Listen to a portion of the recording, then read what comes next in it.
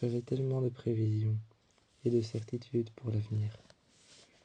J'en avais tellement pour nous deux que ce soir-là, j'ai décidé de t'emmener à un restaurant. J'ai décidé de t'emmener à un restaurant. Lorsque tu t'es assis sur la table, tu as bien dû comprendre ce que je voulais te faire passer comme message. Tu as bien dû comprendre ce que je voulais te faire passer comme message lorsque j'ai mis ma main sur tes ongles, lorsque j'ai mis ma main sur ta main, que j'ai levé ma main un peu plus sur ton bras, que je t'ai regardé droit dans les yeux. Quand je t'ai regardé droit dans les yeux, tes cheveux en brosse sur le côté, en dégradé, Mais j'ai regardé tes cheveux noirs, tes yeux glaçants blancs, d'un bleu étincelant que je pouvais remarquer uniquement dans les reflets, ou quand je te regardais toi. C'était presque la seule chose que je voyais sur ton visage. Ce soir-là, tu as dû comprendre que j'allais te demander quelque chose, que j'allais t'offrir le plus beau des cadeaux. Je me suis mis alors un genou à terre. Posant les crins sur mon genou, un genou à terre, l'autre jambe pliée. Je t'ai regardé et j'ai levé les yeux. J'ai dit, Cléo, acceptes-tu d'être l'homme que j'aime de tout mon cœur pour le restant de ma vie?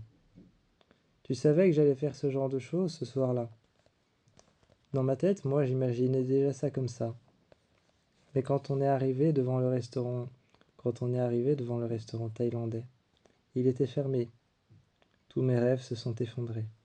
Mais tu m'as pris dans tes bras et je me suis senti tout de suite rassuré.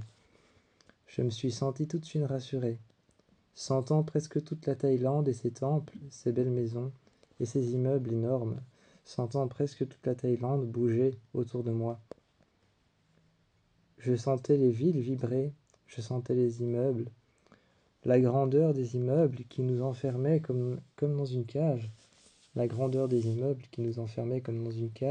comme s'ils étaient les barreaux et nous les prisonniers à l'intérieur. S'il s'agissait bien d'une cage, il est sûr que je voudrais être enfermé avec toi et uniquement avec toi, avec personne d'autre. Uniquement avec tes beaux cheveux noirs et tes yeux bleus, ton teint caucasien, tes cheveux noirs, tes yeux bleus, ton beau visage, tes lèvres si douces quand je les embrasse. Tu m'as embrassé et tu m'as dit « C'est pas grave ». En passant ta main dans mes cheveux, en la mettant dans mon cou, tu m'as embrassé et tu as dit, en posant tes lèvres douces contre les miennes, je t'ai embrassé aussi. Tu as sûrement dû sentir la chaleur de mes lèvres et la douceur de mes lèvres contre les tiennes. Quand je t'ai embrassé, à ce moment-là, tu m'as dit, c'est pas grave, on essayera une autre fois.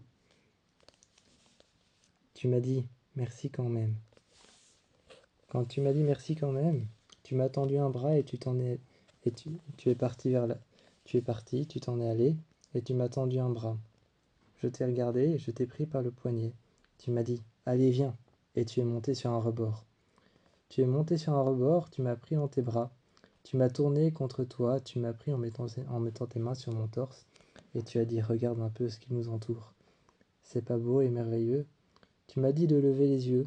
J'ai levé les yeux et j'ai posé ma tête que j'ai inclinée vers l'arrière contre ton épaule. Et tu m'as dit, c'est pas merveilleux ça. Tu es resté près de moi. Ensuite, nous sommes allés le long d'un fleuve. On a attendu longtemps jusqu'à ce que le soleil se couche. Mais il éclairait encore le fleuve. Il effleurait le fleuve. Il effleurait le fleuve à la surface. Quelques rayons de soleil passaient au travers des grands arbres et des rochers, des grands rochers et des grandes montagnes qu'il y avait tout autour. Un moment, une pirogue est arrivée. Une pirogue, un grand bateau, plat, un grand bateau plat à l'intérieur duquel on s'est mis. Tu m'as tendu le bras à nouveau et tu m'as dit « Viens, c'est pour nous, c'est mon cadeau ». J'étais en train de remarquer que tu étais en train de réessayer ce que tu voulais faire. Tu m'as pris par le bras et on est rentré dans cette pirogue. À un moment, tu m'as pris près de toi et tu as passé ta main dans l'eau. Tu as mis ma main sur ta main. Tout le long de mon bras, tu as dressé ton bras le long de mon bras. Tu m'as penché sur le côté, tu t'es penché aussi. Tu m'as tenu très fort au bas du ventre et tu m'as dit « Mets ta main dans l'eau ». Et j'ai senti le courant qui était fissuré en deux, qui était coupé en deux à cause de l'avant, à cause de la coque, à cause de l'avant de la pirogue, de la coque de la pirogue. L'homme qui était en train de naviguer avec la pirogue nous a regardés tous les deux, un sourire en coin, et il a continué à naviguer avec la pirogue. La pirogue avançait lentement, certes, mais assez pour qu'on puisse sentir un courant léger traverser nos mains et nos doigts. Tu l'as retiré, tu as essuyé tes mains et ma main contre ton jeans. On est resté là et nous sommes arrivés à un temple. Plein de personnes, des femmes avec des voiles blancs sur les cheveux et des cheveux crôlés ou lisses, très noirs, nous ont accueillis, avec des petites perles sous les yeux, des petites perles colorées sous les yeux, un rond rouge juste entre les deux yeux, avec des lignes noires au-dessus colorées de quelques couleurs, juste au-dessus des sourcils, et juste quelques lignes colorées sur les joues. Ces femmes avaient aussi 3 points sur le bout. Ils avaient aussi 3 points entre les yeux, qui rejoignaient le point noir entre leurs yeux. Ces femmes nous accueillaient, maquillées avec de la terre et avec certaines choses qu'elles trouvent dans la forêt. Elles en faisaient de la couleur et elles se maquillaient avec. Elles maquillaient leurs enfants qui sont arrivés. Tous leurs enfants nous ont rejoints. Et ont fait un cercle autour de nous. Ils ont commencé à danser et chanter et nous ont emmenés vers une hutte. À l'intérieur d'une hutte, il y avait déjà un lit par terre. Un lit de paille, mais dessus des draps qui avaient été cousus par les femmes, ce qu'elles nous ont expliqué. Elles nous ont expliqué en leur langue qu'elles avaient cousu les draps. On s'est installés, nous deux, on a posé notre sac. Et ensuite, tu es sorti dehors. Les femmes vénéraient notre arrivée, comme des nouveaux venus. Elles nous ont alors apporté des vêtements typiques de là-bas, des voiles qu'on pouvait se mettre juste autour. Mais on a préféré garder nos vêtements, on a remercié les femmes et on a mis les voiles près de notre sac, en gage de remerciement. Le soir venu, elles ont éclairé la hutte avec des feux sacrés dans lesquels elles mettaient de la couleur. Elles mettaient de la couleur, des engrais spéciaux qui éclairaient le feu et qui le rendaient bleu ou alors vert, ou alors un petit peu plus jaune. Ils prenaient des couleurs différentes selon les engrais et les terres qu'elles mettaient à l'intérieur. Ce soir-là, je me suis mis à genoux une nouvelle fois, devant toi, je t'ai offert un écrin. Je t'ai demandé de l'ouvrir et d'y passer ton doigt. J'y ai passé la bague et toutes les femmes ont commencé à danser autour de nous, un rituel spécial. Elles nous ont offert alors des boissons spéciales. À l'intérieur, ça avait l'air d'être de l'eau, mais de l'eau spéciale un peu sucrée, qui avait un goût un peu de citron et de gingembre. Un goût de citron et un peu de gingembre, un peu comme de l'eau sucrée. Elles nous l'ont donné, un petit peu comme de l'eau sucrée, un sérum de vie. Elles sont restées là à côté de nous, et je t'ai ensuite offert cette bague.